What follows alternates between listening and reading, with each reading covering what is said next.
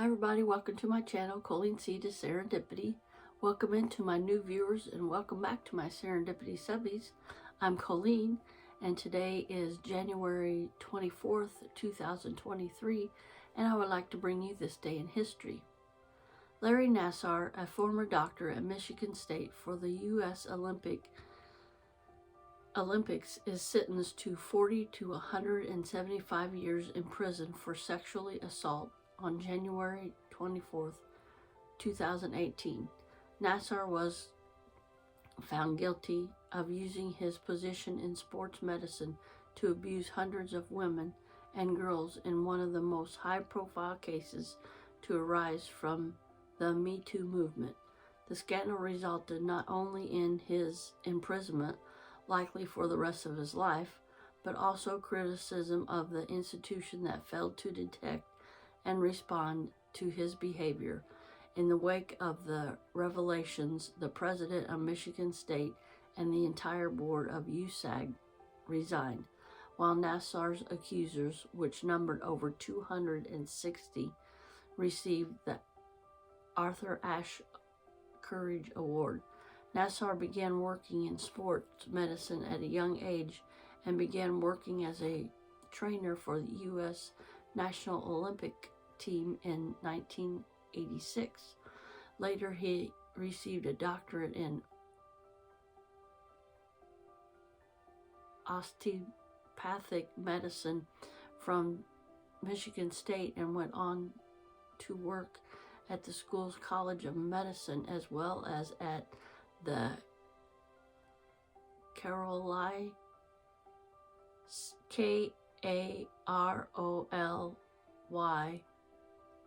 Ranch, the Texas training center for the U.S. Olympic team. It was there that he sexually assaulted gymnast Maggie Nichols during a medical examination during a national team training camp in 2015. After he coached her, Nichols and another athlete discussing Nassar's examination, she reported that to the doctor of USAG. USAG contacted the Federal Bureau of Investigation but did not take immediate action against Nassar or notify his university. Later that year, USAG cut ties with Nassar. A year later, in September 2016, the Indianapolis Star broke the news that two other gymnasts had accused him of sexual abuse, resulting in his firing from Michigan State.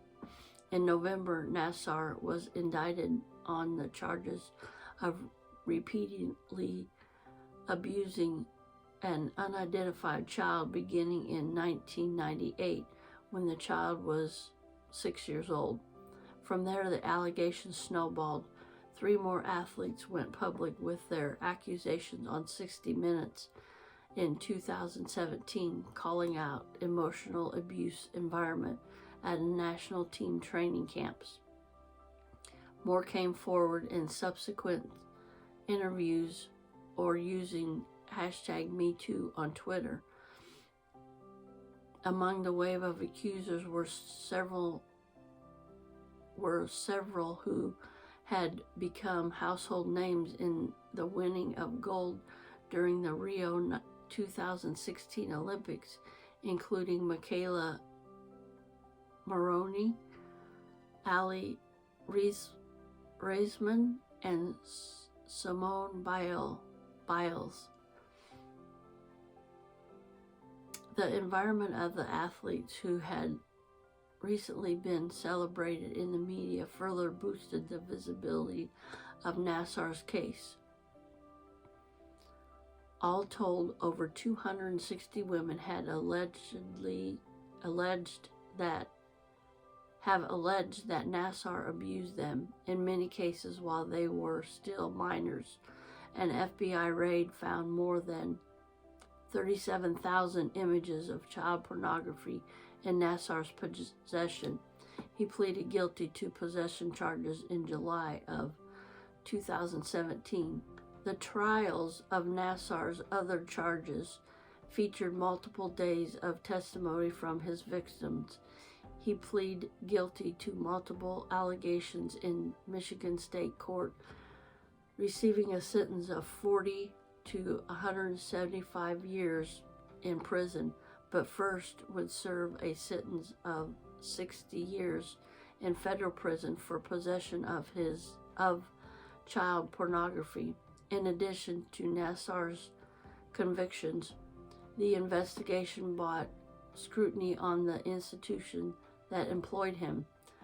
Reporting by the Star and other outlets found that USAG failed to adequately monitor its coaches and had knowingly refused to act on multiple allegations of abuse. At Michigan State, too, the problem proved to extend beyond Nassar. After allegations of repeated failure to investigate claims of assault against members of the football teams, 3 players pleaded guilty to a lesser charge in a sexual assault case in 2018. The dean of University School of Osteopathic Medicine oversaw Nassar's clinic, who was also charged with groping and possessing nude photos of students.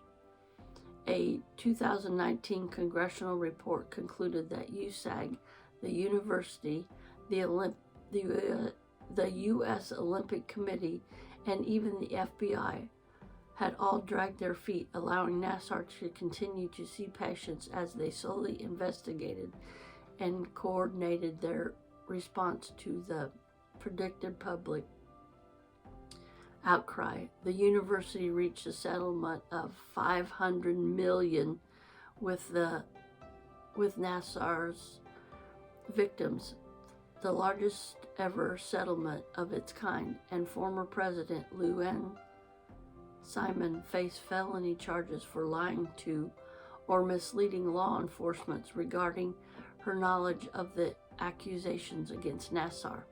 The Nassar case made international headlines.